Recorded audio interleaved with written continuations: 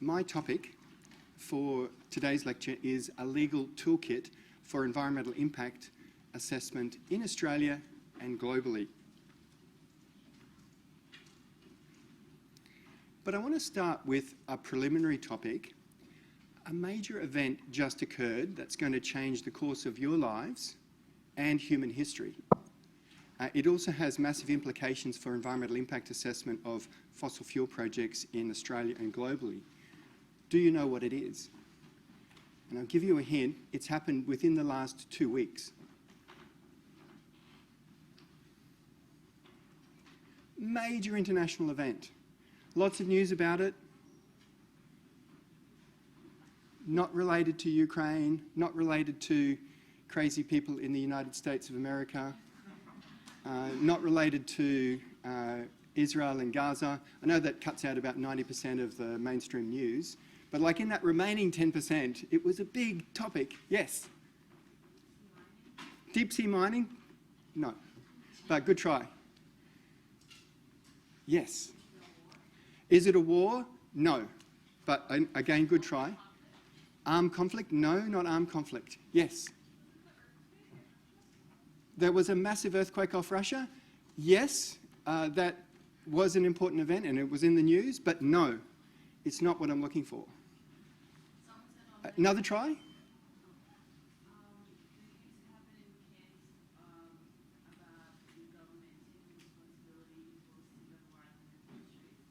A case happening in Cairns about the Australian government taking responsibility for sea level rise. Really close, so close, but not quite there. That's the Pabai case against the Australian government, and the federal court sitting in Cairns decided that the Australian government did not owe a duty of care to Torres Strait Islanders and Australians and future generations. That happened about 3 weeks ago, so that's really close and really good try. Online response? Natural gas, AI, or new legislation? No, no, and no. Yes?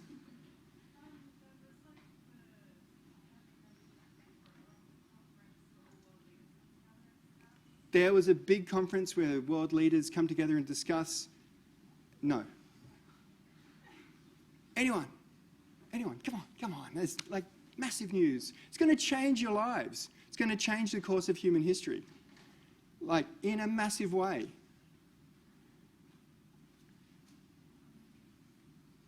Yes, right up the back. The 2035 climate targets.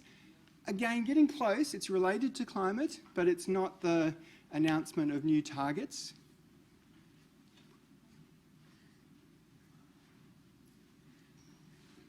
Anyone? No.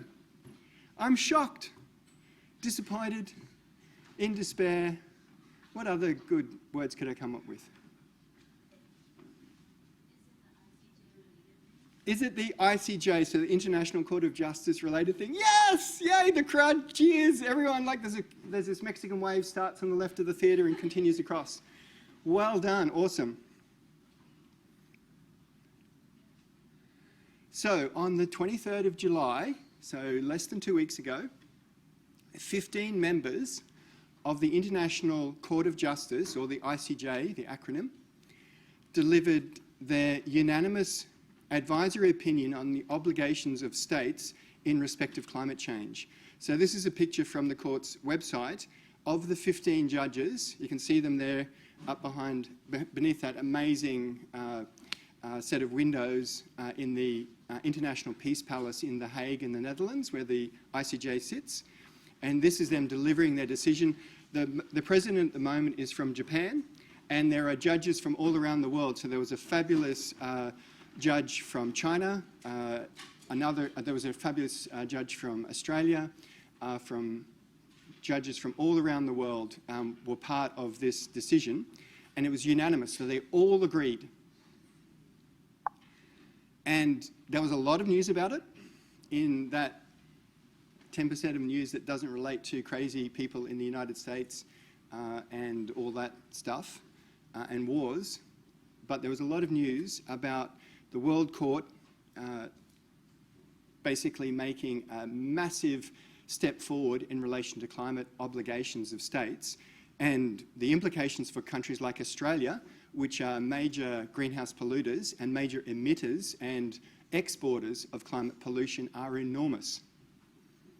And this article from the 26th of July on ABC News, capturing really the essence that it's expected to unleash a new wave of climate litigation against countries like Australia.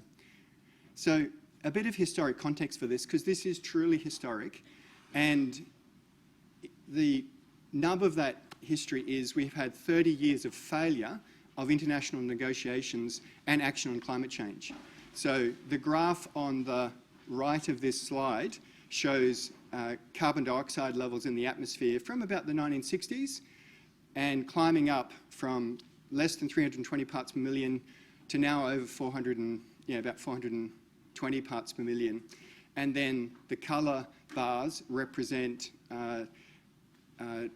increasing temperatures as well, so mean global temperatures. So you can see them increasing steadily across that time. And overlaid on that are milestones in the international negotiations around climate change. So there's been an unrelenting rise in atmospheric CO2, while industrialised countries knew of the harm, but largely continued business as usual, expanding fossil fuel use, denying legal responsibility for the harm, and stifling international agreement to stop and pay for the harm. So in 1992, there was an international convention called the United Nations Framework Convention on Climate Change, where the international community agreed climate change is a big problem, we need to do something about it. It was a framework.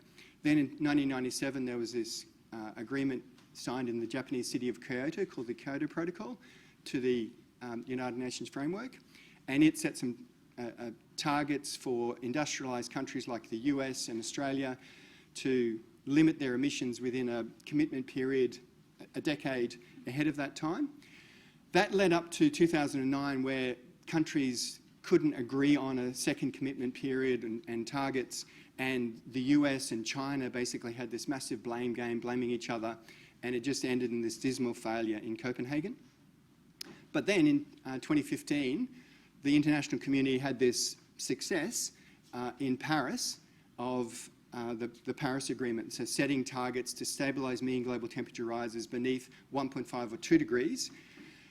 And then a few years ago, about 5 years ago, students in university in Vanuatu were set a task of what could they do, because CO2 levels were rising, climate change was impacting on countries like Vanuatu and the Pacific. What could they do? What legal options were there? And they thought going to the International Court of Justice for an advisory opinion was a really good option. And that was picked up by the Vanuatuan government, and then the Pacific, and then essentially the Global South came on board, leading to a resolution in the United Nations General Assembly requesting an advisory opinion from the International Court of Justice. So the UN General Assembly and the ICJ were set up in the aftermath of World War II.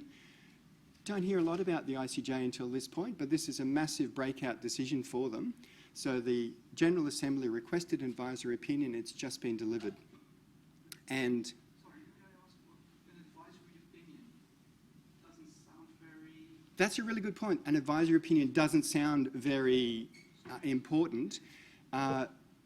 Without getting into the technicalities of why it's an advisory opinion only, it doesn't technically...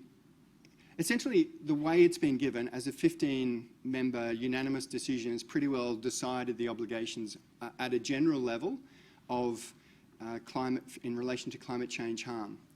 And it clearly applies to countries like Australia, but it doesn't specifically identify Australia and say you are liable for $3 trillion to countries in the Pacific. Those cases are going to come. So there will be claims against Australia and against the US and against other countries for the harm they've caused. This is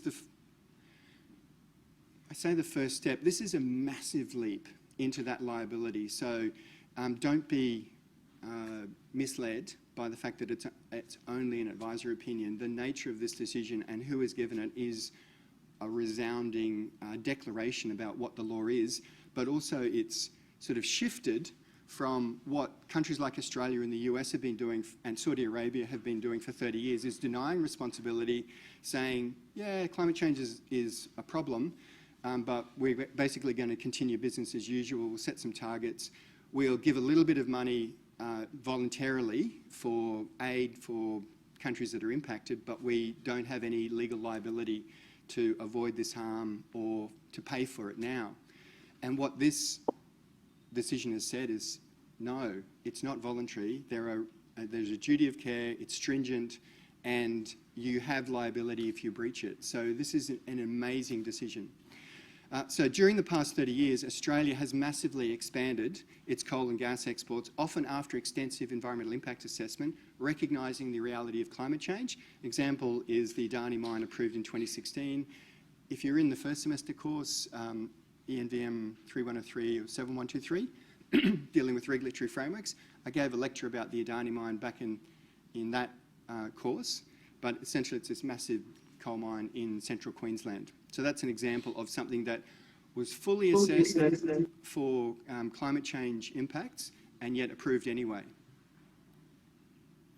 So some key findings from the ICJ include, so the Paris Agreement said that the goal is to limit mean global temperature rises beneath 2 degrees or, if possible, beneath 1.5 degrees. And the ICJ has said, well, the scientific consensus is 1.5 is needed, and that's become essentially the global consensus now. So that is the goal, that is the legal requirement, which is a massive step forward. Also, another big finding is that the international climate change treaties like the UNFCCC, the Kyoto Protocol and the Paris Agreement do not exclude other international laws, and they rejected. So what countries like Australia were doing was saying, oh, we've got these special agreements. A Latin term for it is lex specialis. So these special agreements that should define our obligations. And why they wanted that was because it requires unanimous agreement of all 190 odd parties to those agreements. So they've been able to reject anything that they weren't happy with. And so they've been able to reject clear liability under those frameworks. So they wanted to say, well, now we've got these special frameworks, they should define the obligations, which would have meant they were able to escape liability. And the ICJ said, no way. There's other general laws, including customary international law, that, for instance, that you can't cause significant environmental harm to other states. So that's been established by the practice of states over decades, centuries. So those apply, and the court accepted that those apply and rejected Australia and other fossil fuel countries like the US and Saudi Arabia's argument about special limitations. And that's really significant because the US has just withdrawn from the Paris Agreement, said we're not bound by it, it never ratified the Kyoto Protocol, and it's basically playing this game that if we don't agree to it, we're not bound by it. And what the court has said is, stuff you are bound by it. These are obligations that apply to you. You can't cause harm to other countries and get away with it. You have legal obligations under international law that are binding. Okay, and then a third big finding is that states have a duty to prevent significant harm to the environment under customary international law, and there is an obligation there to act with due diligence, which is stringent and entails not only the adoption of appropriate rules and measures, but also certain levels of vigilance in their enforcement and administrative control. So in saying that they have set 1.5 degrees as the binding target that the law requires, beware of the common misconception that 1.5 or 2 degree change is a small change. Like, it's a really common misconception around climate change because, you know, each day, you know, here in Brisbane today, I'd say there's going to be a 10-degree temperature range from minimum to maximum. So we think, you know, 10-degree change, no big deal. It was cold in the morning, but it'll warm up at midday. It'll get cold tonight. Put a jumper on, no big deal. So when we hear, I think, you know, in the general community, when they hear 1.5 or 2 degree change, they think, oh, that's hardly even notice a difference of 1 or 2 degrees in the day. You wouldn't. But what that conflates is a daily temperature change with a change in the mean global temperature of the entire world. And a change in the mean global temperature of the entire world is a massive shift, and it's shifting the entire temperature distribution, like in this diagram.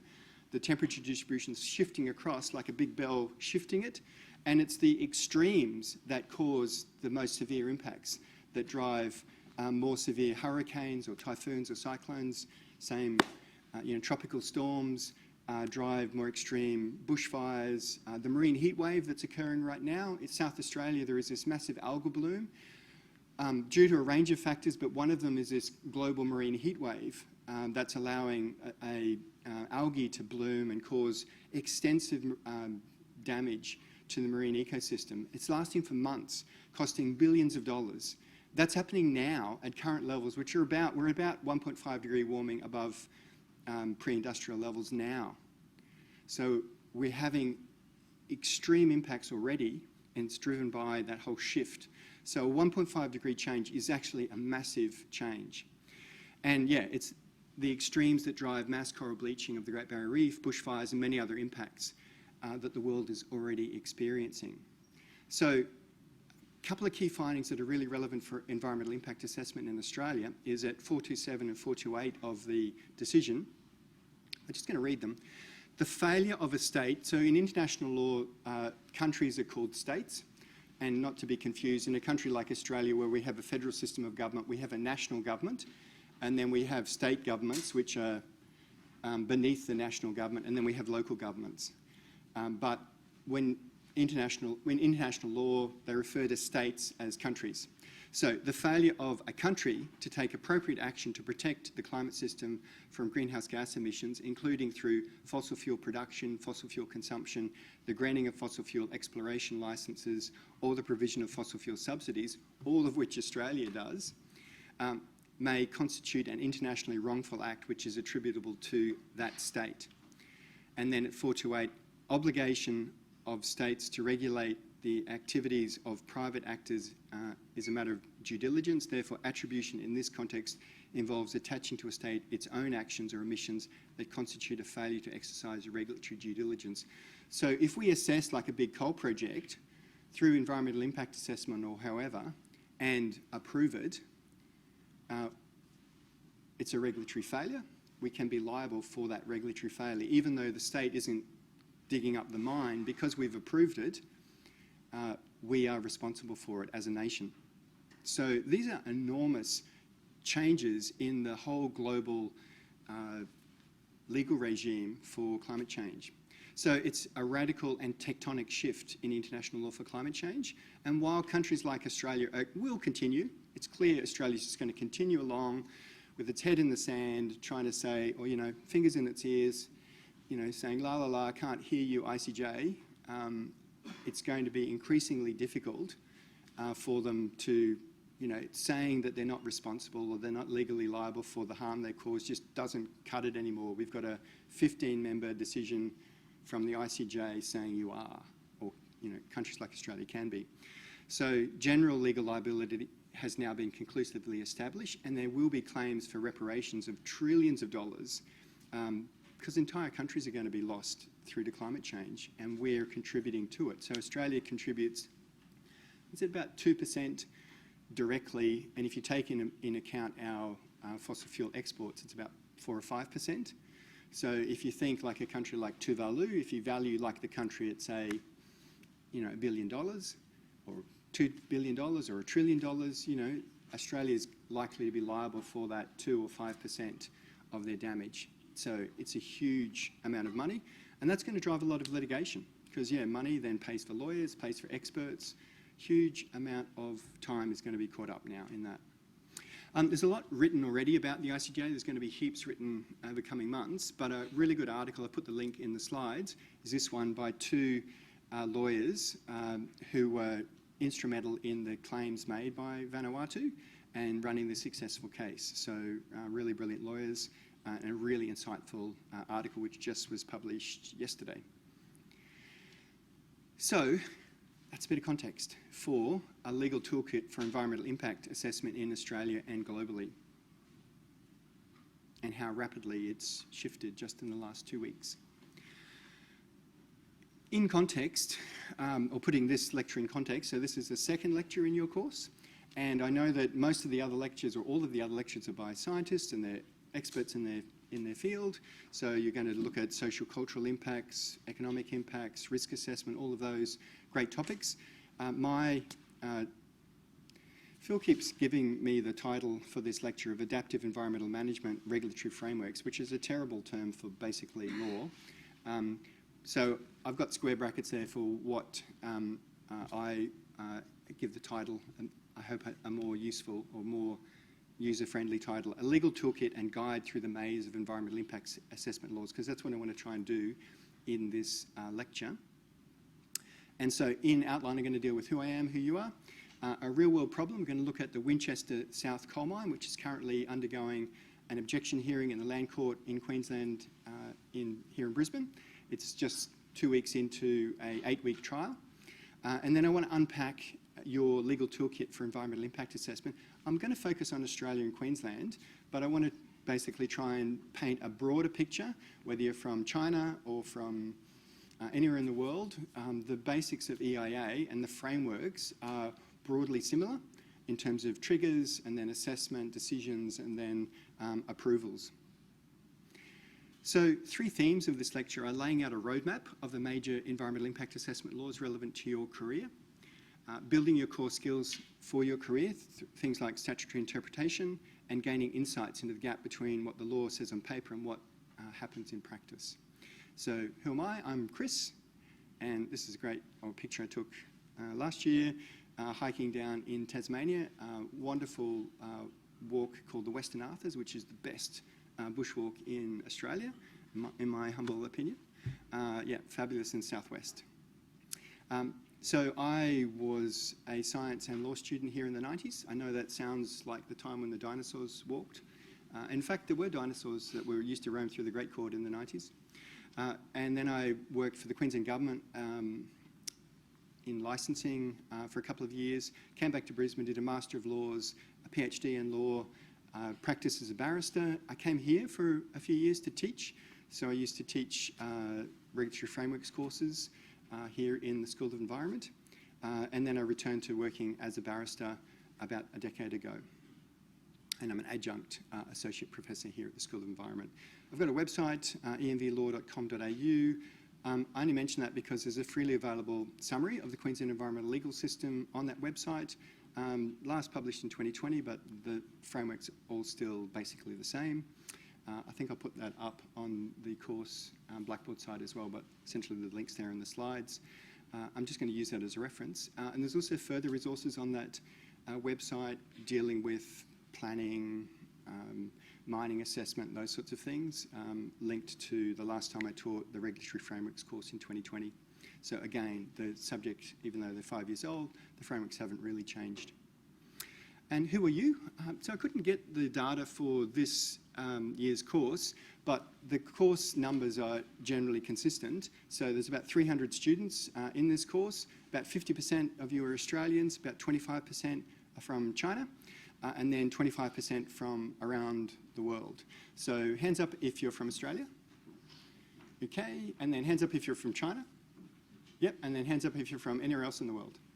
Okay, so the rest of the world looks like it's dominating a bit, but... and I know that there's undergrads doing environmental management, environmental science, Bachelor of Science, town planning, a range of other degrees, engineering. There's also postgrads doing environmental management and planning and other courses as well. So conscious of your backgrounds, I know you're smart, I know you're inspiring, and you care about the world, because it's obvious that you wouldn't be doing the degrees you're doing if you didn't care. You'd be off doing law or economics or business or some other soul's degree. But you're doing a course with soul and you want to make a contribution. And what I'd like to do in this lecture is try and sharpen your legal toolkit for your careers so you can make a difference.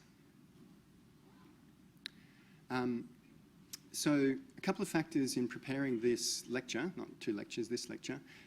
Your backgrounds and career paths I've thought about. What practical skills in terms of law for your future degrees do you need, and what can I realistically cover in a lecture, and coordinating with other lectures and avoiding repetition. So those are some of the things I've considered. But ultimately, my goal is to make the law interesting, practical, and not drown you in unnecessary details. And in that context, let's turn to our problem, a real-world problem to explore concepts and challenges. So this is the Winchester South coal mine. So this is a mine that's proposed in Queensland at the moment. It's inland from Mackay, so map of Queensland there on the left, inland from Mackay, a big mining town called Moranbah. And you can see the arrow taking out to essentially a layout of the mine. And there's an existing, it's part of the Bowen Basin, so there's a massive coal basin called the Bowen Basin that stretches south from Mackay, and it's where most of the coal mines in Queensland are currently located. So we've got around 50 coal mines in Queensland. We're a massive exporter of particularly coking coal, so that's high value coal, about 90%, more than 90% composed of carbon, very little water in it, so it's very dry. Captured from the atmosphere about 250 million years ago in the Carboniferous period. And so coking coal is used in steel production. There's also a component of thermal coal. So thermal coal is burnt in power stations to generate steam and drive turbines. Coking coal is used for steel production. So coking and thermal coal are two main uses for coal. And the Bowen Basin has really high value coal. It's extensively developed, many mines and many big rail lines and ports to export, particularly to China, to Japan, South Korea, India, a range of other countries. So massive exports.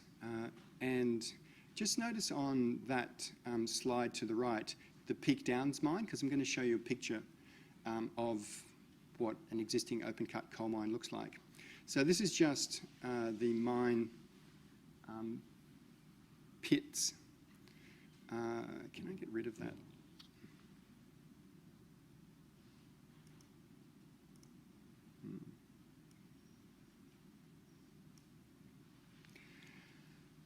So on this there's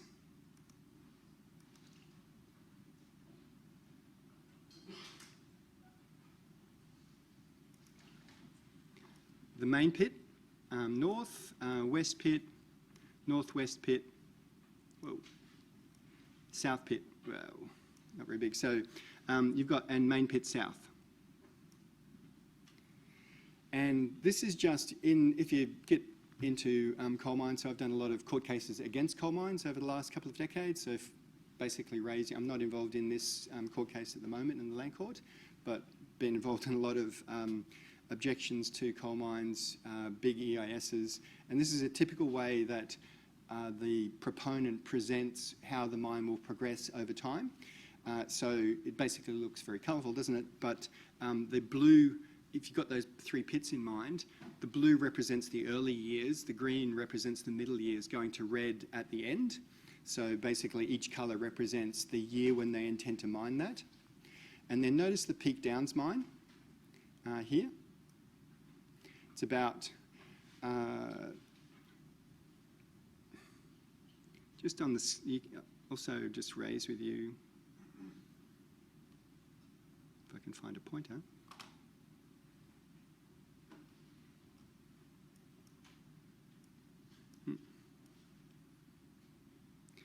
Sorry, very bad drawing on it, but that's a scale down in that right-hand corner. You can't see it, but it's indicating 4 kilometres across in that bar.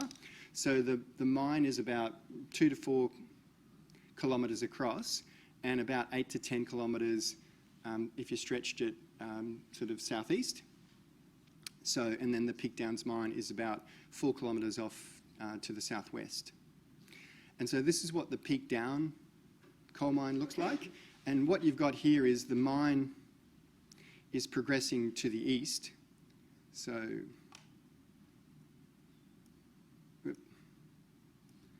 that's the working face. And then this is essentially the tailings, or basically the overburden. So what normally happens with these big open cut coal mines is you start at a convenient point that's normally, if the coal is dipping into the ground, you start at the shallowest point and you take off the overburden, and then you dig down to the coal, and then you progress along. And in these massive coal mines, they have a massive open cut face, and you basically dig into the coal, and then you put essentially the waste material behind you as you go. So that's why I say it's progressing to the left. In this picture is looking south, so the left is essentially east. It's progressing to the east, and you can see the brown at the top is the overburden, so that's just normal earth, and then the black and greys, as you get down to it, are essentially the coal seams. So those was essentially laid down 250 million years ago, so they're basically pure carbon. And this is another big coal mine, the Adani mine or the Carmichael mine up in central Queensland. You can see really clearly here the overburden. If I can get my... So this is the overburden, so not coal, and then you get down to essentially the coal seams in the black. And so this mine is progressing actually to the west because the coal seams in that location dip to the west, so it started at the shallowest point. And basically open cut coal mines from a miner's perspective are good because you get to take all of the coal. You take off the overburden and you get to take all of the coal. But once they get basically beneath about 100 metres beneath the overburden, they become too expensive to take off the overburden. So then you go underground. So the Carmichael mine is progressing to the west, and it's basically got these massive open cut pits. And then when the overburden gets too big, it will go underground. And the disadvantage for miners of the underground is you have to leave bits. You can't take all of the coal. To basically, you leave bits as you go. You can have a sort of face that you're working, but it's not able to recover everything. But it's too expensive at that point to get the overburden. So they're enormous, these pits, and the enormous scale of them is really difficult to comprehend. I've driven around like a number of them, like the Carmichael mine. We went on a site visit for it, and like it took us best part of a day to drive from the north to the south of it. You're just going through miles and miles of country thinking, gosh, in 10 years' time, this is going to be a massive coal pit that's like 100 metres deep. And just to give you some idea of scale, UQ, the campus, is about 1 kilometre across.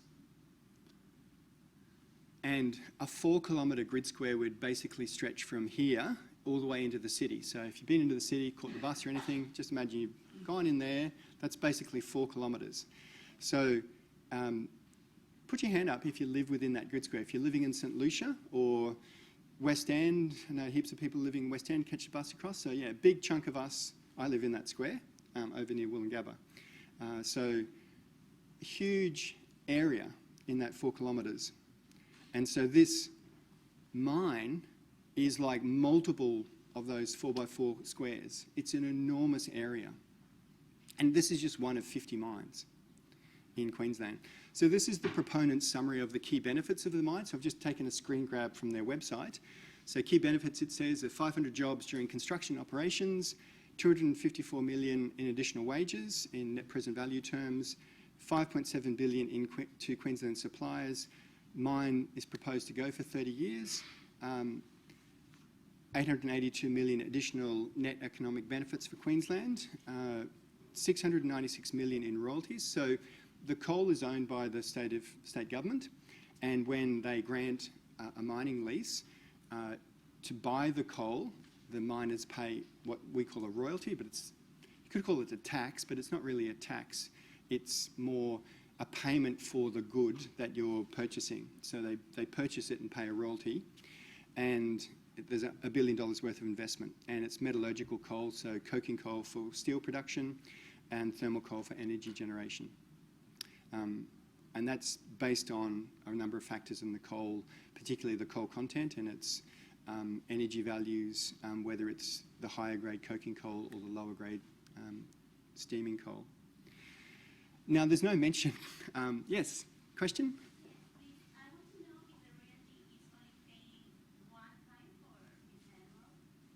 Sorry, is the royalty only paid one time? Yes, the company only pays the royalty one time to the government or annual? That's right. Yes, good question. So does the company just pay the royalty one time? They pay it on an ongoing basis for the coal that they produce, so they don't have to pay at the outset 696 million.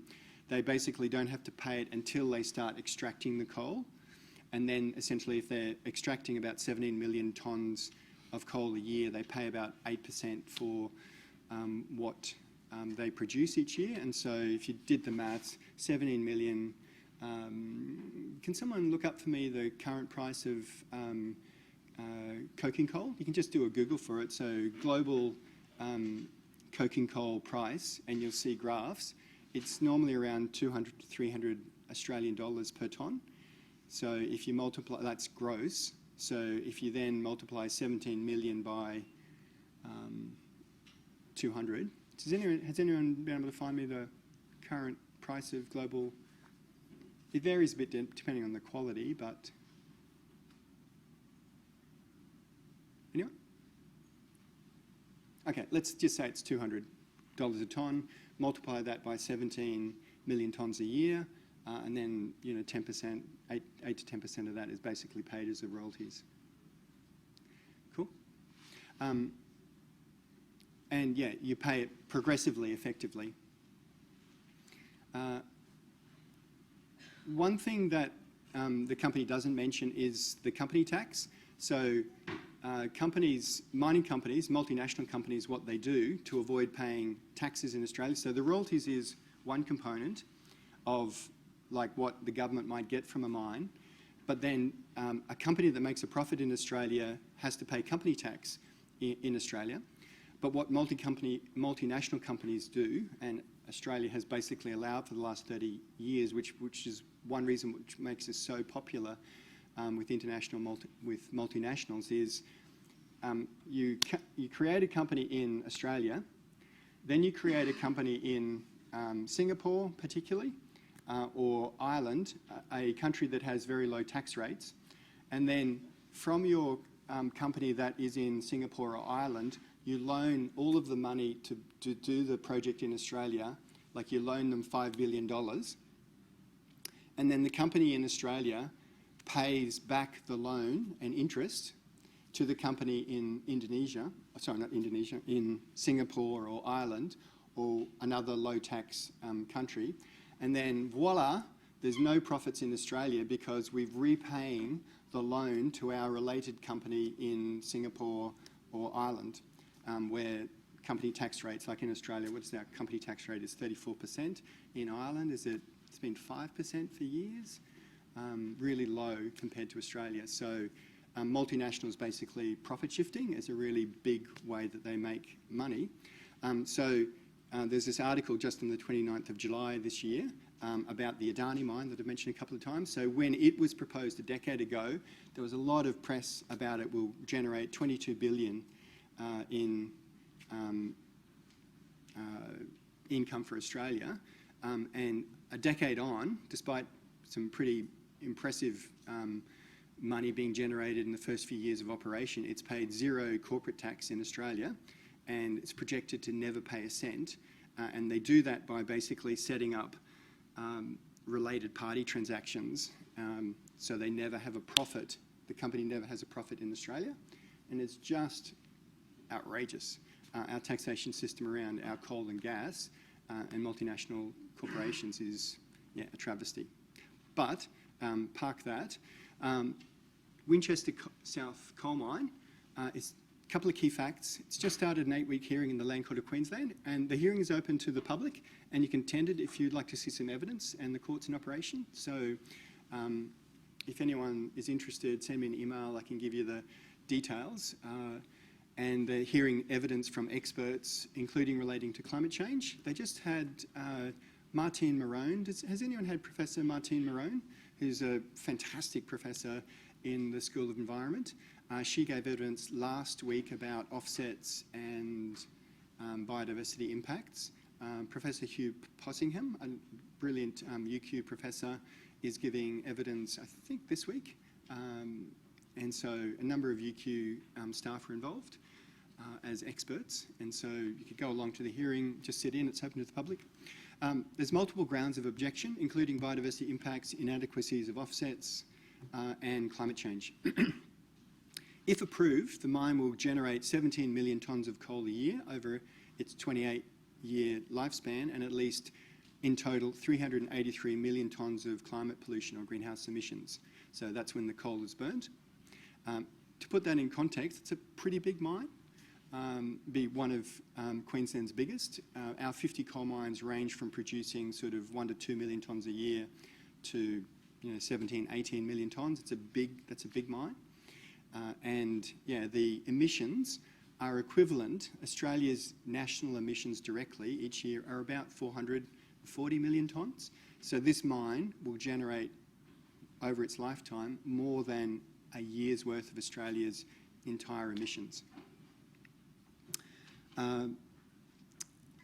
The ICJ decision came down just after the case had started and has really shifted the goalposts, because one of the things in assessing the mine that the government has to do is look at the public interest, and the public interest involves weighing up the benefits of the mine and the costs.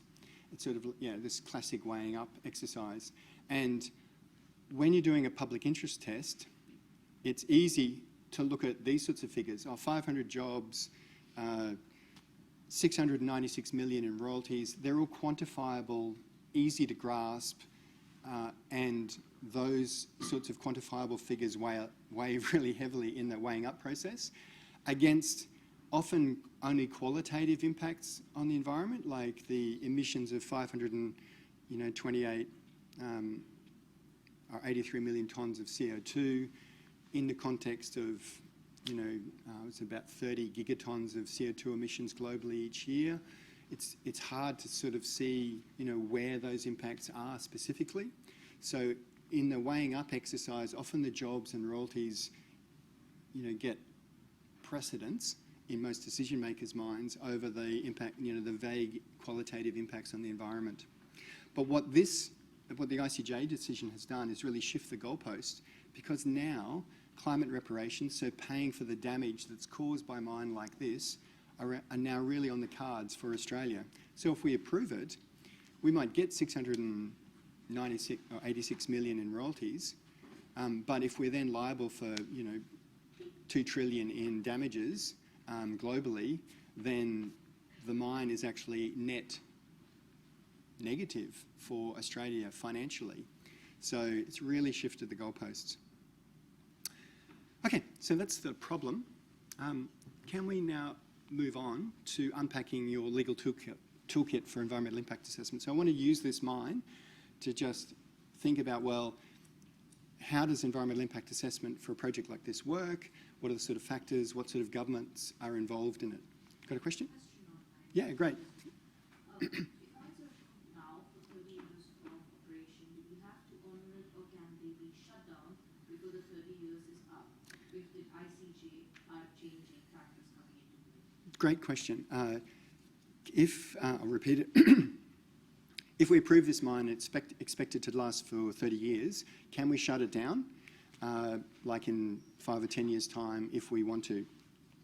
The simple answer to that is no, not at least at the national government level. Once it's approved, basically, in Australia, you'd hear all these screams from the Mineral Resources Council and the like talking about sovereign risk, which is, governments changing the rules and companies that have invested money in Australia then not being able to make the money that they thought they'd make.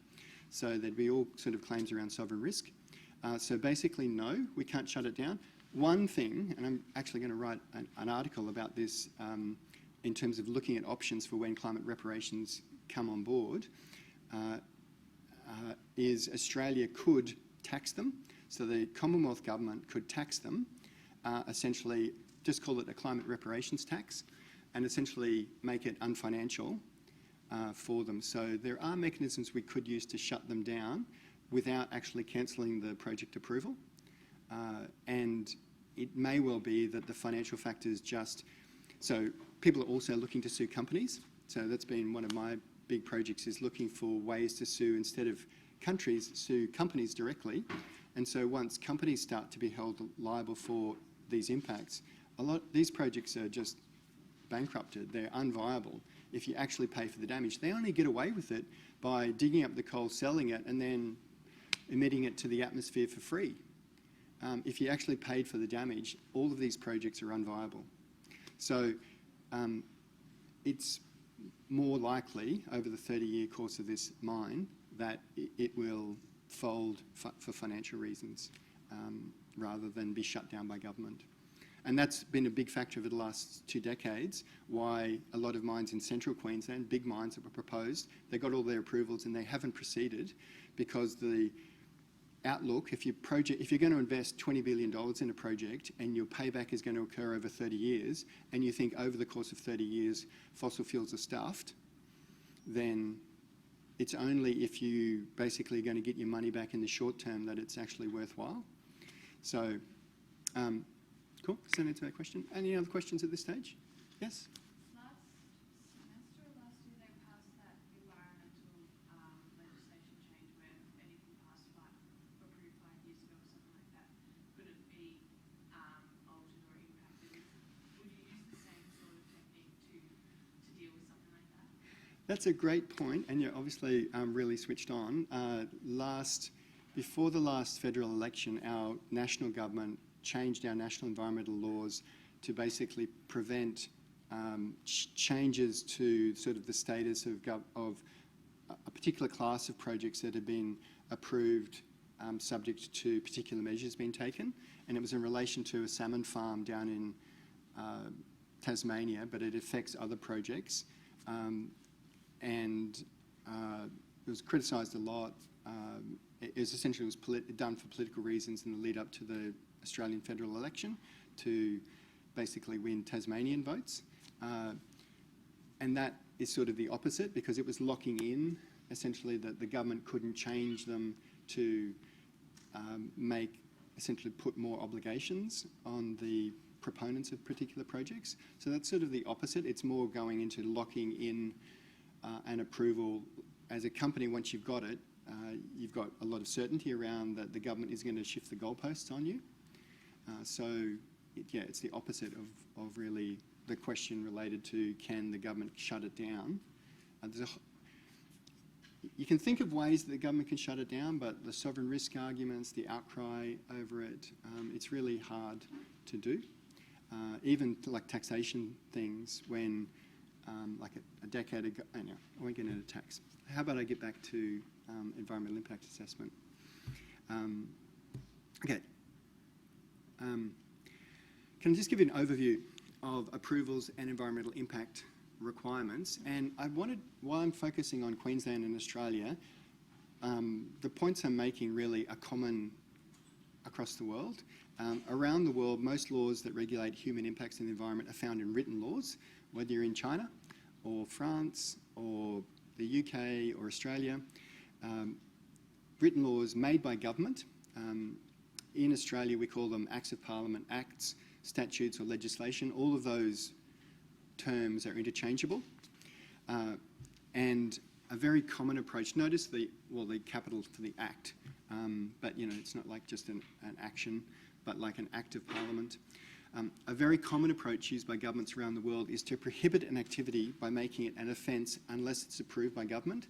So we prohibit mining activity in Queensland unless you have a mining lease and an environmental authority.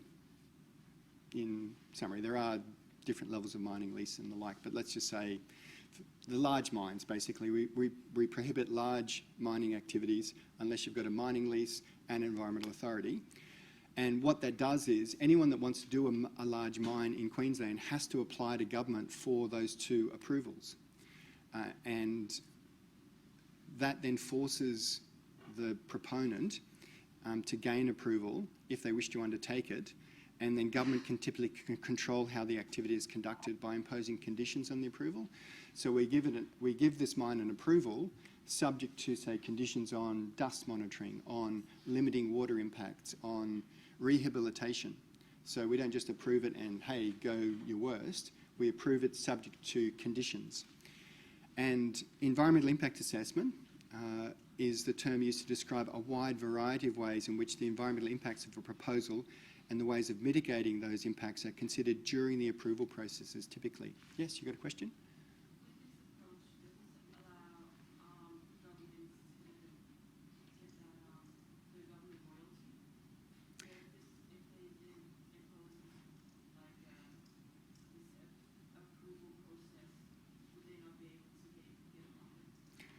Yeah, that's a good point.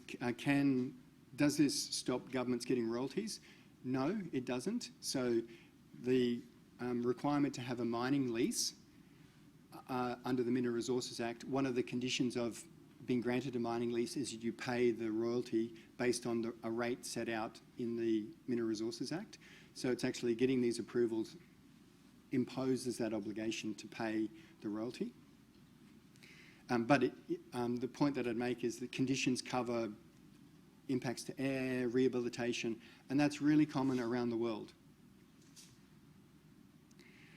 So there's also non-statutory requirements, and in later lectures I think you'll be talking about ISO 1400 and the like, and related standards. So there are non-legal standards or not required by law, and they can be used by particularly large multinational corporations like Rio Tinto.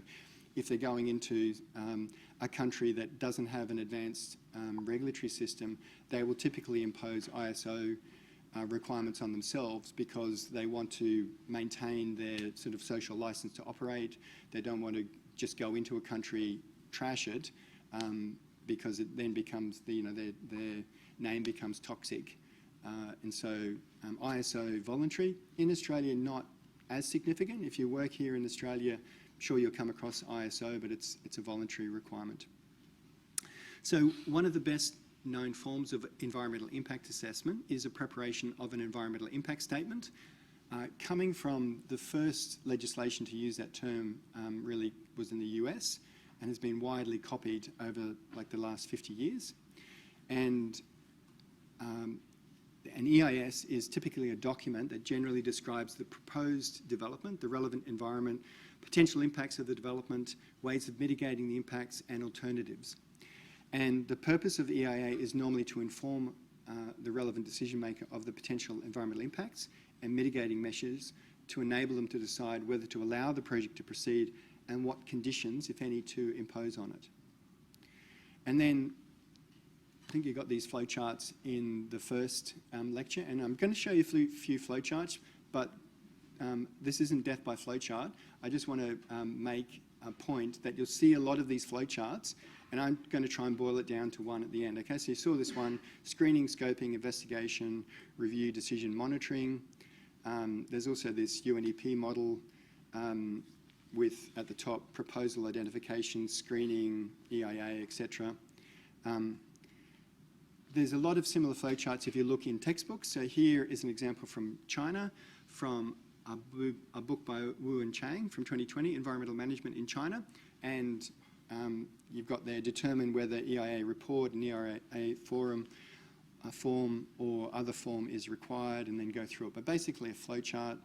I put this up on, I think Phil has put it up now, but essentially it's one that I wanted to just present to you. Again, not death by flowchart, but typically EIA proceeds in a number of steps. You've got screening of a trigger under various a trigger for approval under various laws.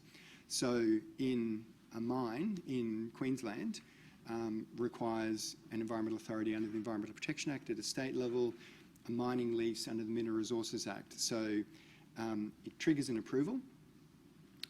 Then you scope the width of the assessment. So what's required to be assessed? And one of the big issues in terms of assessing coal mines in Queensland over the last 2 decades has been whether to assess the burning of the coal in another country.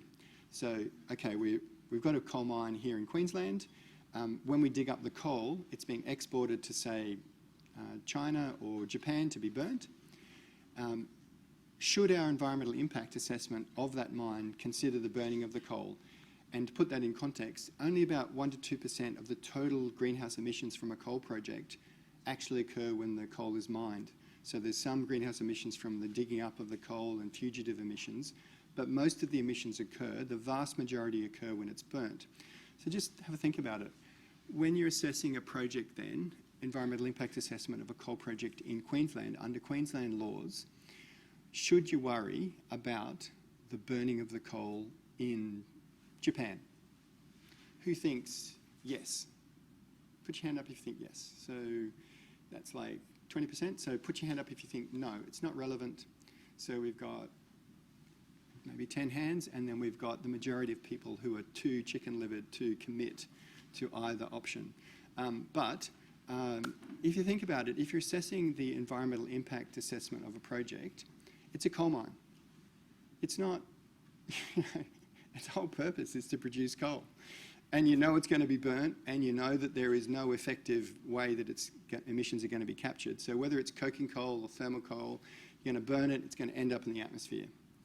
And it's going to contribute to climate change. And if 98% of the emissions occur when you burn it, if your idea with an environmental impact assessment is to assess the impacts of the project, should those impacts include, often it's phrased as both the direct impacts as well as the indirect impacts? And the answer has generally been, like, it's a lot of fighting in the last 2 decades over this, and in greenhouse accounting terms they're called the scope 3 emissions, the emissions from the burning of the coal, the downstream emissions, and whether they should be considered or not. And in Australia it's been held by multiple courts that you have to consider the burning of the coal as well, because otherwise it doesn't make sense. You know, you're not producing 17 million tonnes of coal a year to, like, put it in a museum, like, look at it and say, wow, that's 70 million tonnes worth of coal. We're not going to burn that. That's too precious. You know, we're going to build a wall out of it. No, you're only producing it to burn it. So look at it, you know, give a project its business, you know, sense.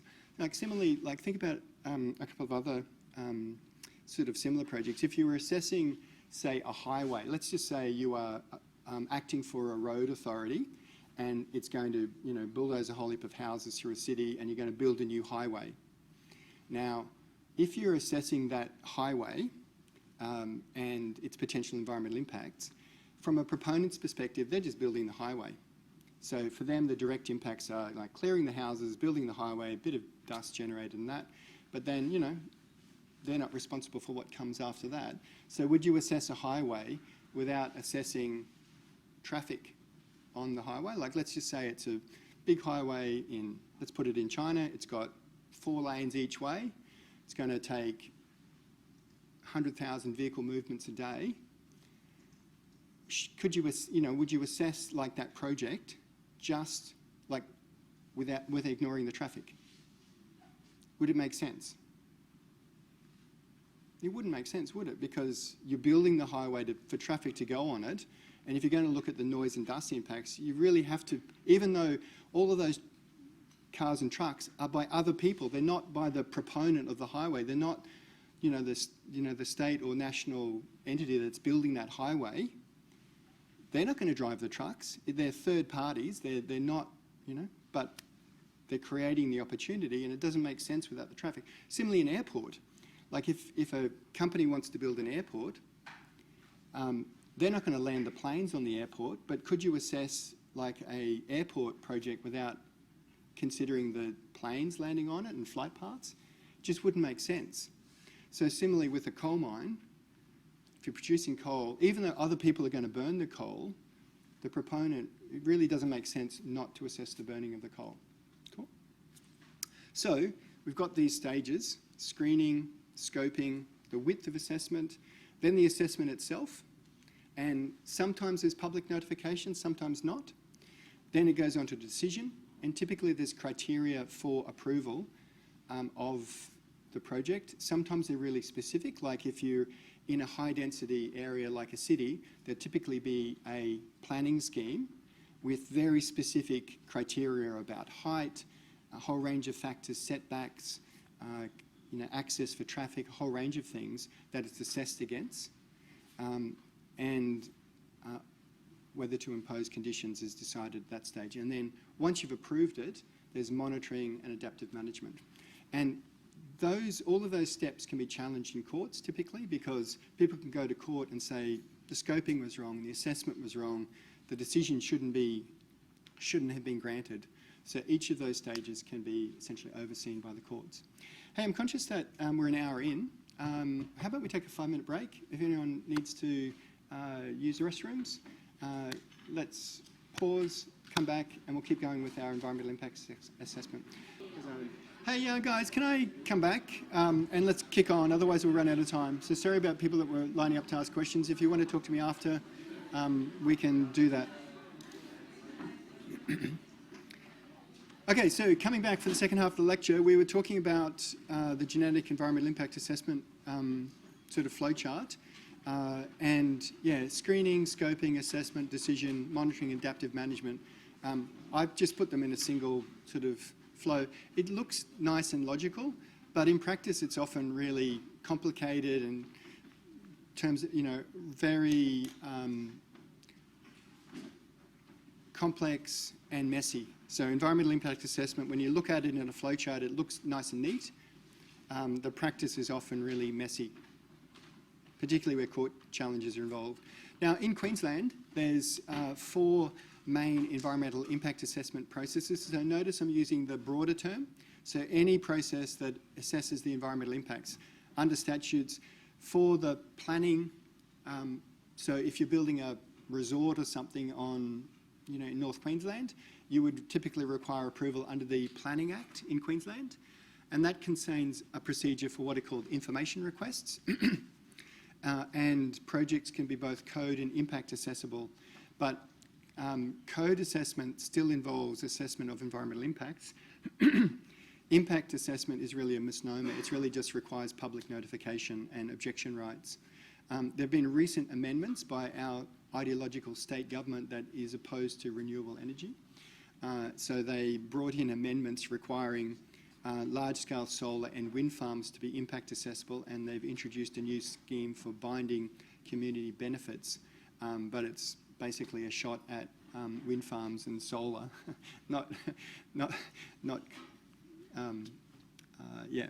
fossil fuels.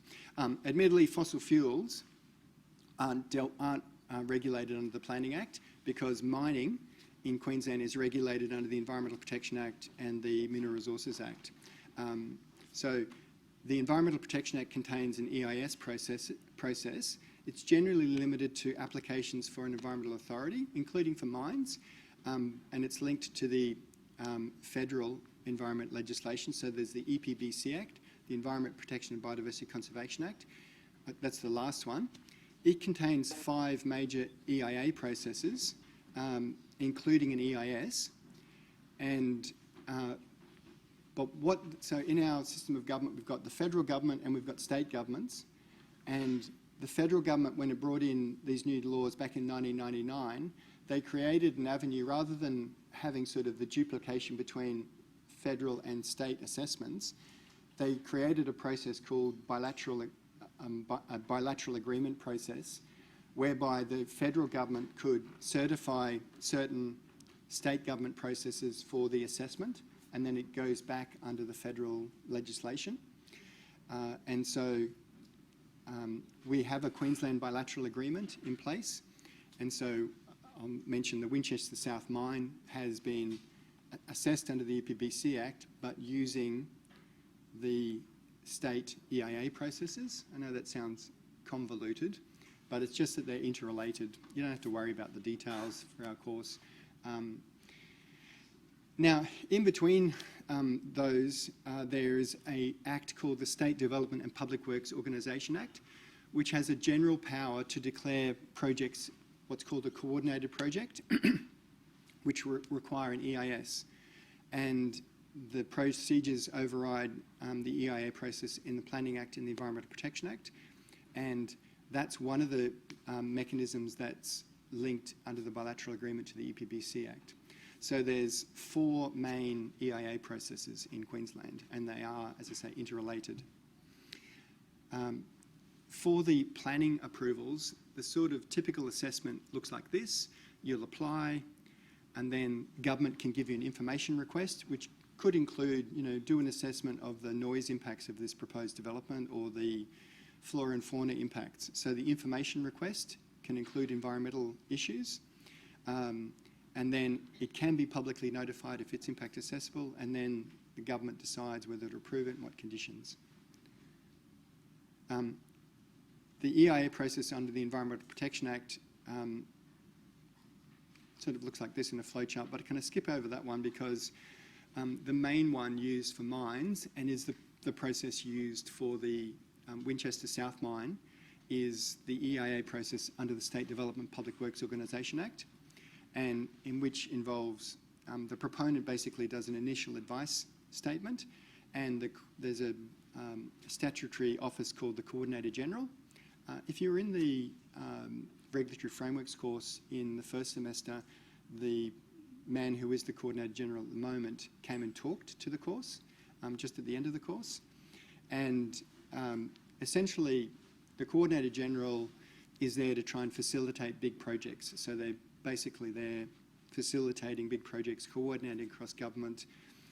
They prepare a terms of reference for the EIS. The proponent then prepares the EIS, and then it's publicly notified. There can be submissions, and then the proponent typically does a supplementary EIS where they respond to the submissions, and then it's finalised and the Coordinator General prepares a report saying whether it should be approved or not. So that's the State Development Public Works Organisation Act, and that's what has been used for the Winchester South project. And I know in your assessment you get to look at different potential EIS projects. This could be one that you could choose. So it's gone through, it's all available online. Okay, so again, I don't want to do death by flowchart, and all of these diagrams are in the slides, are they're from my little synopsis book. But at a federal level in Australia, if you've got a project, a big project, you can refer that project to the federal government. The federal government then assesses whether it needs assessment or not. It can decide no further assessment, in which case you've got to basically get out of jail free card. But if you require further assessment, the government can designate a state government process to carry out the assessment under a bilateral agreement. So that's that arrow going out to the top. And for the Winchester South, that's what occurred. Then the proponent prepares the EIS under the bilateral agreement at a state level and gives it back to the Commonwealth to satisfy the Commonwealth approval requirements as well. So that's, yes. There's a great question online. Yep. Given that current Australian laws explicitly grant legal rights or personal to corporations, what is the key legal or philosophical barrier in perceiving or recognizing environment as a rights-bearing entity in the same way you get corporations, like you recognize corporations? Okay. Wow. Big question. Probably too off topic. Can person who wrote that, could you email me? And I'm happy to talk about it, but to what extent can environment be given a legal entity such as similar to corporations? Can I park that one? And I'd love to answer it, but I know I'm going to run short of time if I get off into sort of side issues.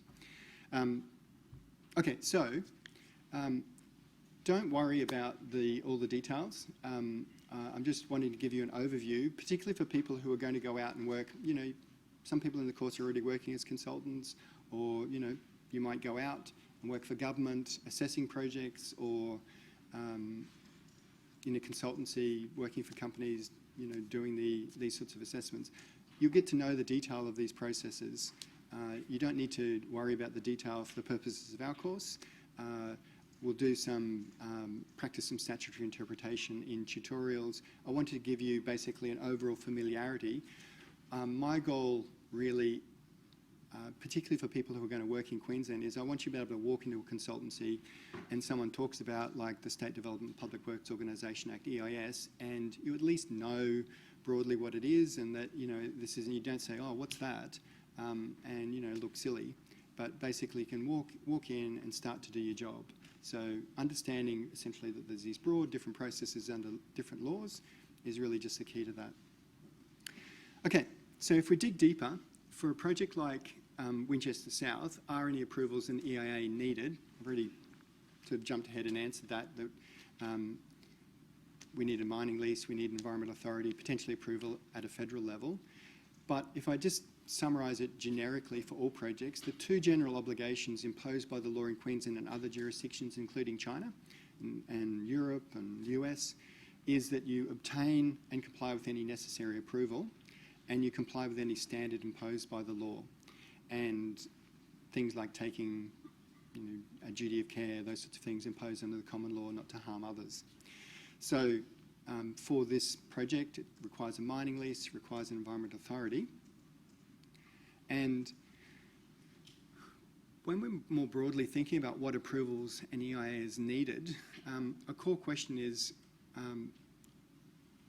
if we don't comply with the law, what steps need to be taken to make it comply? And then we think about, well, what laws regulate the activity, what applications are needed, and also are any applications likely to be granted, and what conditions are likely to be imposed? That's the sort of question you face if you're a consultant in practice and someone comes to you and says, I want to do this at this site, and it might be an industrial development, it might be a mine, it might be a wind farm. What approvals are needed, and ultimately, are they likely to get approval? Because it often costs proponents millions of dollars to do. For a big project, it'll cost them millions of dollars to do the EIS. They're paying your exorbitant wages, and I'm only joking, you're not paid nearly enough. But they're paying you, that can add up for the consultancy you work for millions of dollars for a big project. So you don't want to spend that money as a proponent unless you're pretty clear that you're going to get approval. So the work that goes into it, you need to have pretty good idea about what the goalposts are. Is it likely to get approved or not? And so how you think about the law and conceptualise it is important. So there's three ways of thinking about legal systems I'd suggest to you as if you're going out in practice and you're thinking about what approvals are needed, then how is the legal system structured? There's three main ways: government silos, traditional descriptive categories, and what I'll call the jigsaw approach without categories. So government silos are everywhere. You see them on government websites, which is basically the government will have a department that has a huge amount of information on their bit of the overall system, but they have no linkages to anything else. So it's like a government silo. And if you work for government, often you're very familiar with your laws, but you don't want to give advice on any other part of government. So someone might say to you, well, who else do we need to talk to? And you'll say, well, you have to work that out for yourself, basically. We can give you advice on our laws. We can't tell you about what other requirements you've got. So governments are often really concerned about giving negligent advice or getting it wrong, and they just say, nope, you work it out for yourself. So there's websites with enormous amounts of information, but they don't link. And this is an example of the Planning Act in Queensland, its website. Great amount of information, but if you don't, it doesn't, for instance, tell you if you're proposing to do a mine, our whole system is not applicable to you. You sort of need to know that, otherwise this website won't tell you that, at least not clearly. And government silos are common around the world. Just an example from Hong Kong, a government department, Agriculture, Fisheries and Conservation Department in Hong Kong, really common that government breaks itself up into administrative groups, and those groups then administer different laws. And so it's really common, and this website is an example of that. It's got a lot of information on the bit that that department administers, but no linkages to others. So that's one approach, and you need to be, it's a reality of how government typically works, so you'll encounter it. There's also traditional categories which you'll see in a lot of textbooks, so things like water law or planning law or mining law or climate change law, like these categories. The problem with those categories, they're widely used. If someone said to you, well, pollution law, you'd have an idea what they mean. It's about, releasing contaminants to the environment and harming it. The problem with those categories is they break down in practice really quickly because modern environmental laws cover a huge range of issues. And you might have a project that's assessed under the planning legislation, but if it's potentially releasing a contaminant to the environment, then it will regulate sort of soil erosion and sediment control on a sort of building site. So even though it's in the planning framework, it's dealing with pollution. So if you try and separate out like the legal system into these different categories, they quickly break down. And yet you've got to know them or know about them because people use those terms. They talk about pollution law or biodiversity law. So, and similarly, again, I'm just contrasting it to another jurisdiction, China. This is environmental management in China. You just look at their headings. They've got a chapter on environmental impact assessment. There's chapters on air quality governance in China, water quality, land resources governance in China. So different categories, but in practice, those categories break down really quickly. They just sort of merge together or overlap. So they're widely used and you need to be aware of them, but they're simplistic and they're apt to mislead you if you just limit your thinking to them. So approach I use is, I call it a jigsaw approach, and it's the idea that you build up sort of the legal requirements a bit like a jigsaw, rather than sticking with categories, build it up like a jigsaw. It's in my little synopsis book, but for instance, for this Winchester mine, the bits of like, sorry, I should have explained, this diagram is in that book and it just basically has all the main pieces of environmental law at an international level, national level, state, Queensland, and then the common law in Queensland. And this is just a one-page diagram I use to just summarise them all. And then the book has little summaries of each of those bits of legislation. That's what the book does. For the Winchester South coal mine, international law is now really relevant because of the ICJ decision. Prior to 2 weeks ago, if I was giving this lecture, I wouldn't have put international law there other than basically as background. But now it's actually really significant. At a national level, there's the Environment Protection and Biodiversity Conservation Act. At a state government level, the Environmental Protection Act and the Mineral Resources Act, and also the State Development and Public Works Organisation Act. So those sort of 4 bits of legislation are really significant at a national level. Yeah, got a question? Can I know what's the theme of international law? So if a company breaks Commonwealth or Queensland law, there will have to be, right? For international law, unless US, EU, or China, the big ones, put sanction, I think international law has no theme, right? Yeah, so great question. What's the penalties for like a company for breaching international law? It's not direct. So in international law, it's the law between nations. So it's the law between, say, Australia and China, Australia and the US as nation states. But those couple of paragraphs are highlighted from the ICJ decision that states are obliged to regulate companies within them to comply with international law. So our laws need to conform with international law. So they have to be translated into our national laws. So if we're going to comply, bottom line is for us, if we're going to comply with the ICJ ruling, we're going to have to be refusing coal mines. Like Winchester South, my view, should just be refused. Under national laws and under state laws, but with international law there as very much an obligation on us. So it does have real implications for companies operating in countries, A quick one, sorry. even though they are not directly liable for a breach of international law themselves. Can I? Yep. Quick, so unless the big countries collectively agree to put sanction, then it will have real teeth. So unless the big countries agree to have sanctions, then it won't translate into anything. I disagree. Countries like Australia, we're a relatively small country. We call ourselves a middle power just because, you know, there's the superpowers like China and the US and much bigger sort of groups like European Union. Australia is a rich country, but relatively small in terms of population and gross domestic product, all of those sorts of things.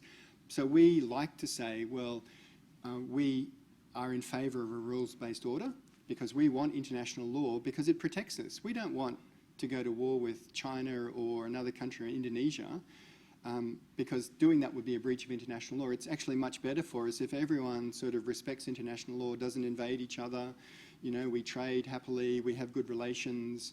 All of those things are in our interest. And we've signed up to the ICJ as well. We've accepted its compulsory jurisdiction, unlike the US, China, Russia, which don't accept the ICJ's compulsory jurisdiction. So for Australia, it's actually really significant. We are going to be sued by countries, and even though, you know, the US doesn't agree with these things and they're offering their own loony bloody universe where it's whatever Donald Trump thinks when he gets up in the morning is reality. But for a country like Australia, and every other country that lives in, reality, these are actually really significant, and it's going to have huge implications for Australia. Can I keep kicking along? Because I don't want to. Wanted to just, so if we're thinking about the law and the skill set that you guys need to operate, say you're operating here in Queensland, you're a consultant, or you're working in government, or you go anywhere really, one of the key things you need to be able to do is find the law and understand what it requires. Because, if you're a consultant and you're involved in an EIA, environmental impact assessment process, then understanding things like timeframes, who has to be consulted, who are the relevant decision makers, that will typically be in the written laws. So being able to read and interpret those laws, or statutory interpretation, is really important. So can I just run through a few key things about statutory interpretation, and we'll practice it in the tutes. And people who did their regulatory frameworks course in first semester did this already, but I know there's a lot of people that haven't done that course.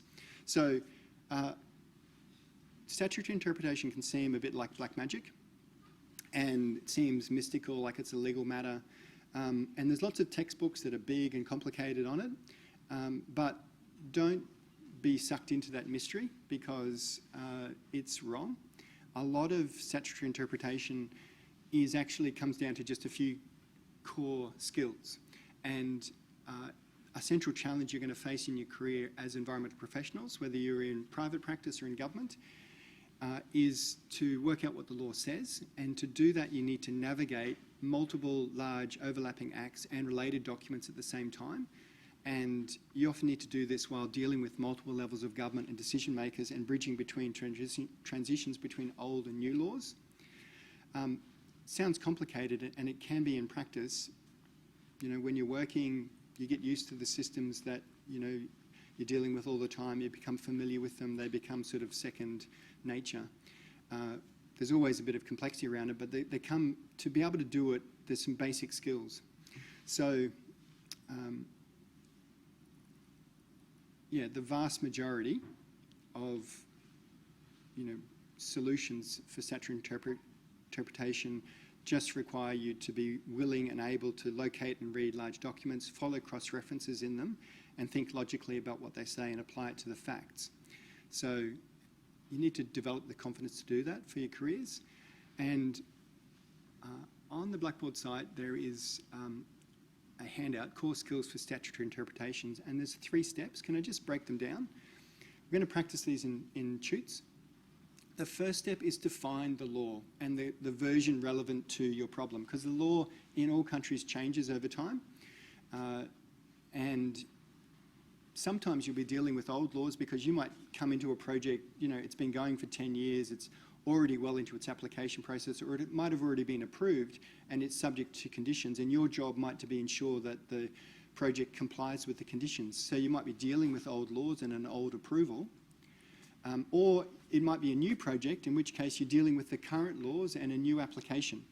So find the law in force at the time relevant to your question and any related document. So if it's an old project that's already been approved, the related document will be its approval and the conditions. And in Australia, we've got really good websites for national and state laws. And most countries have laws available online. Again, give an example from China. Language can obviously be a barrier for accessing them. You may also need local experts to confirm the online versions are current. This is just one that I use for China. Law Info China, China's, speaking as a person who doesn't read or speak Mandarin, has some excellent resources with translations to English.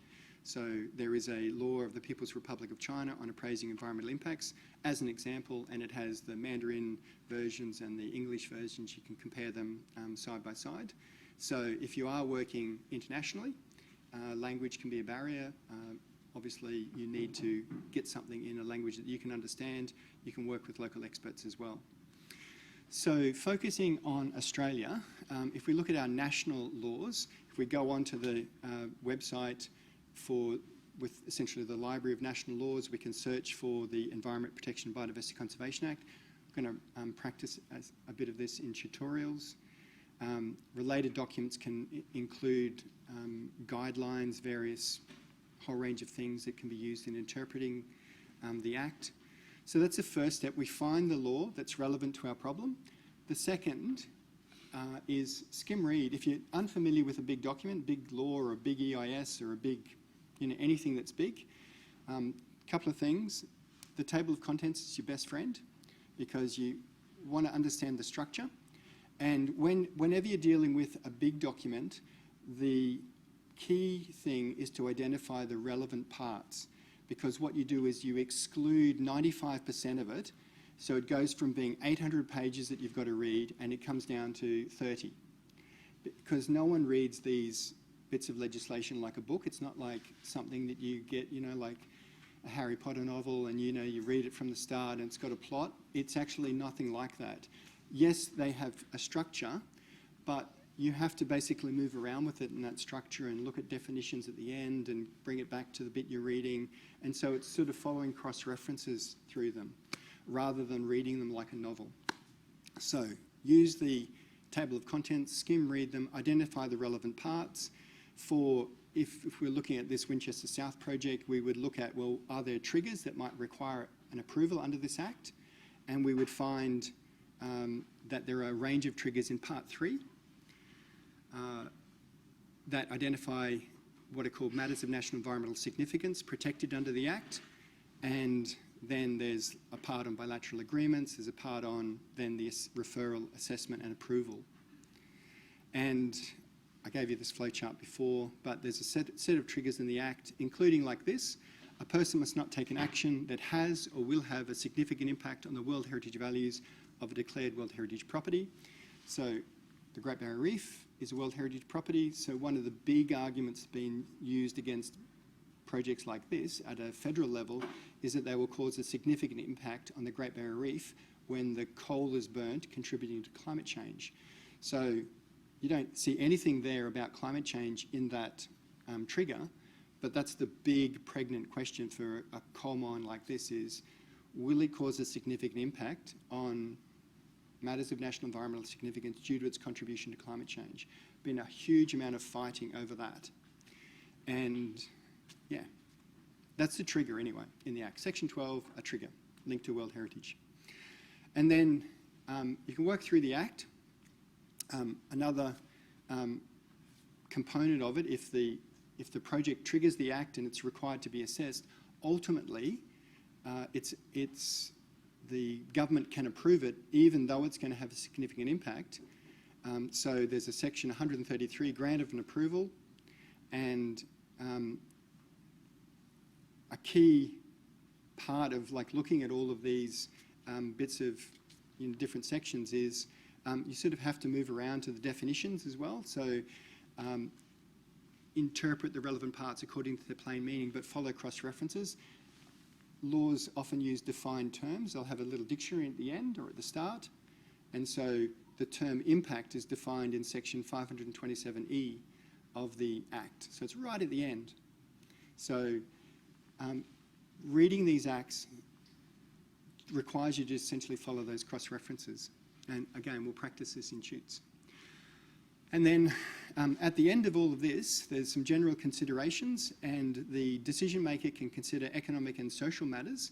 So the law allows them to consider that, and that brings in sort of a scope for political considerations, because a decision maker can think, well, coal mine is going to earn, generate jobs, generate money for Australia.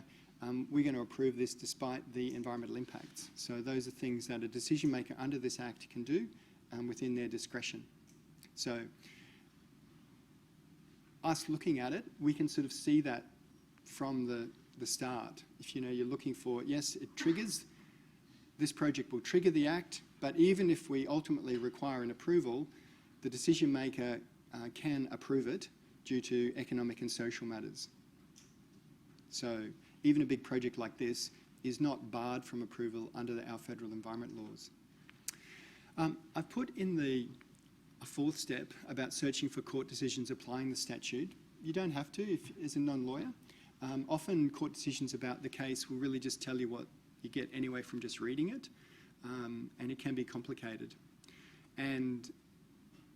But I put that there. The main thing I would say in looking at this, in your careers, where you have to look at laws, whether you're a consultant or in government, is you can use these basic steps, but recognise your limits. It's sort of like teaching you first aid.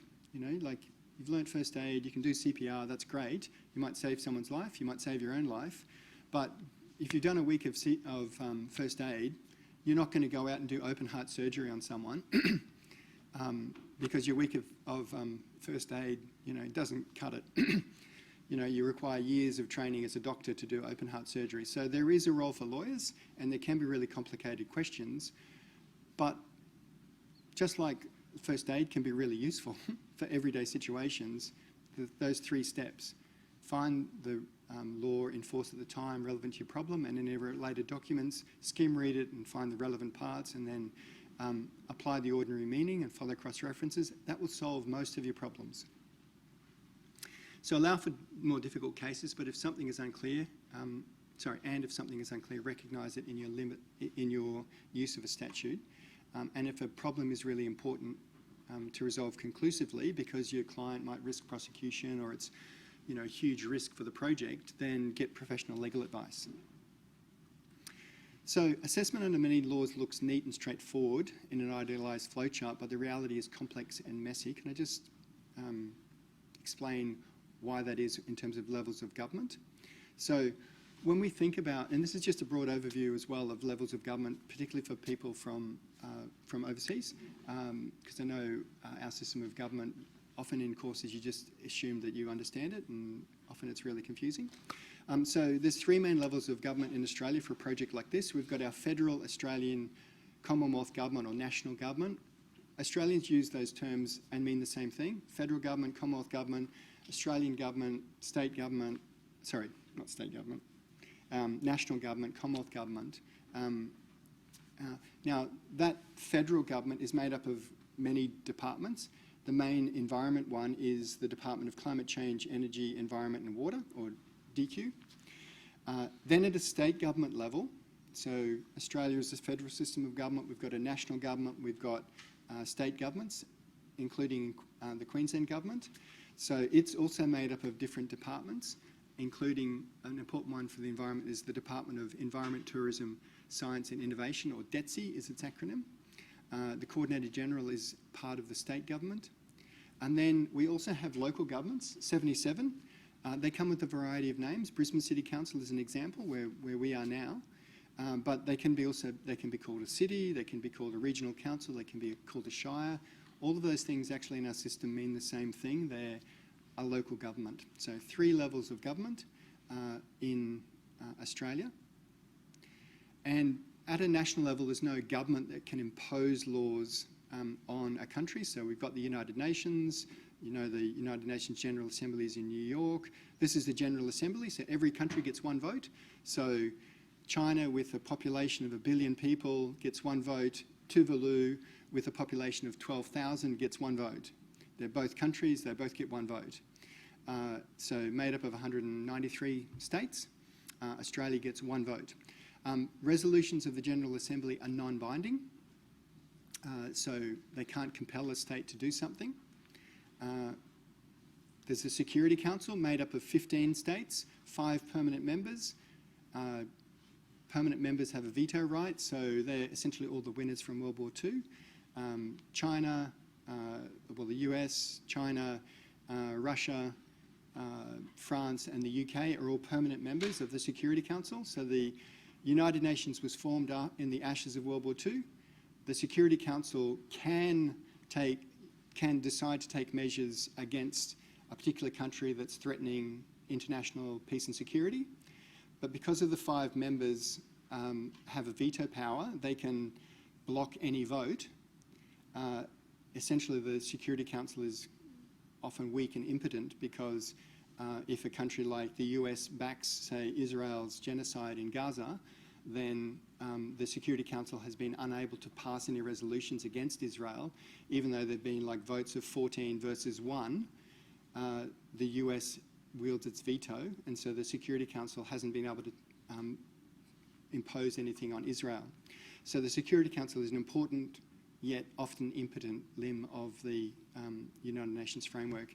The Secretary General, Antonio Guterres, fantastic leader, very outspoken on climate change, but is essentially the head of the United Nations sort of administrative body. He doesn't have any legislative powers. He has persuasive powers, and he tries to shame countries into taking stronger action on climate change, but typically ignored by the US and the like. He doesn't have the power to force them.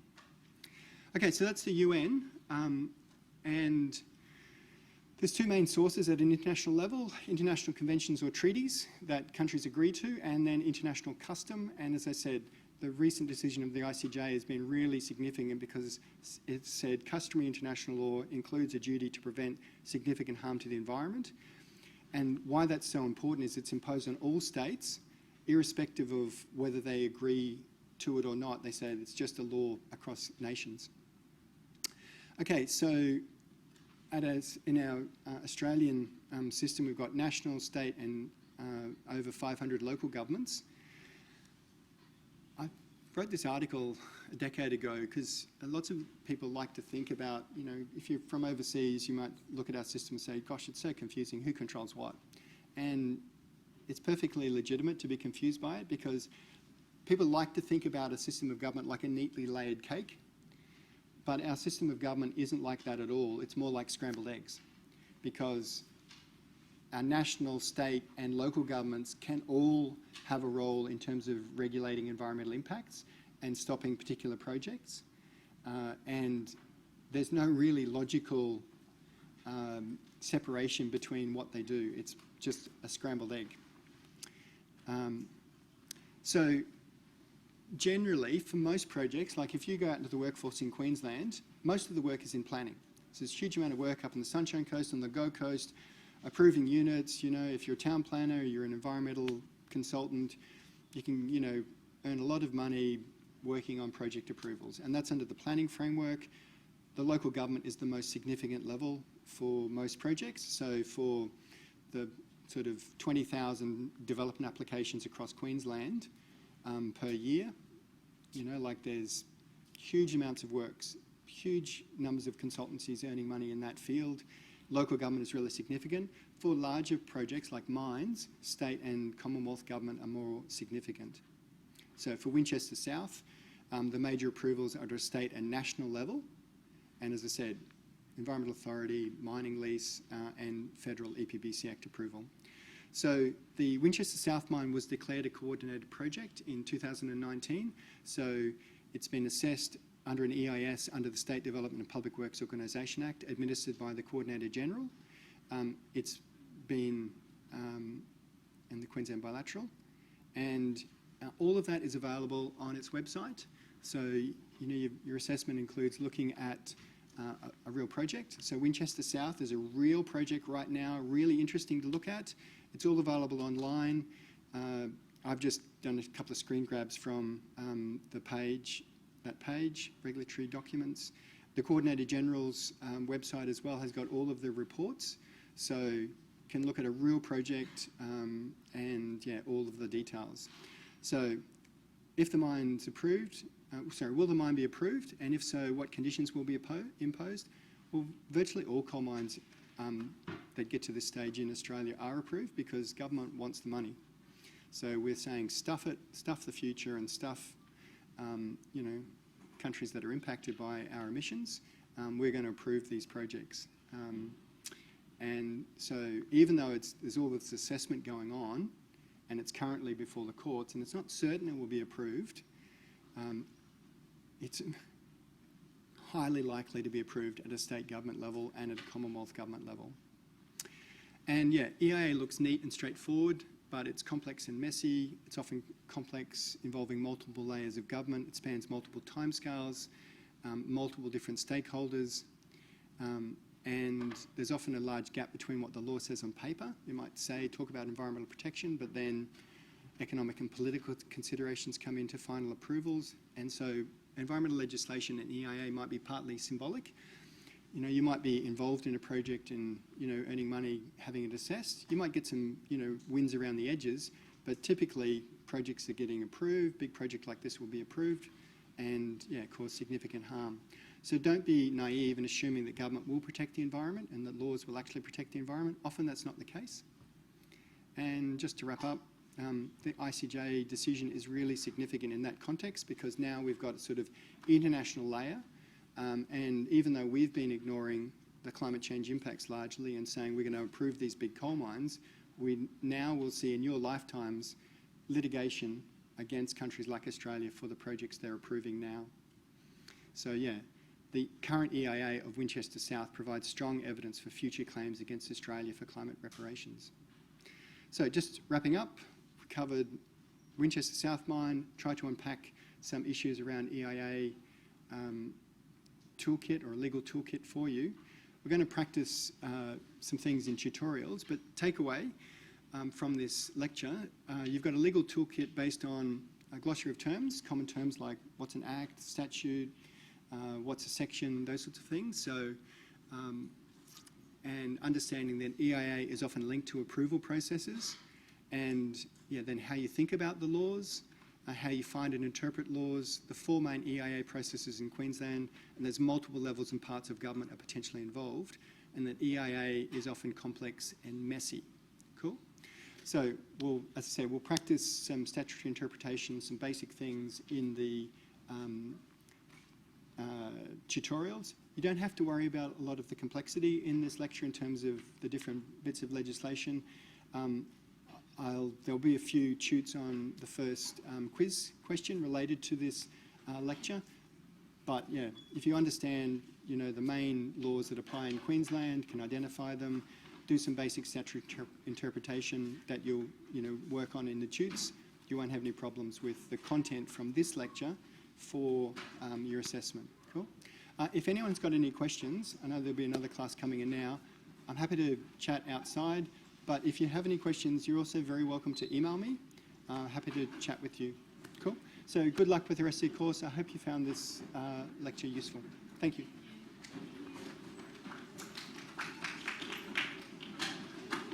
Thanks, Chris.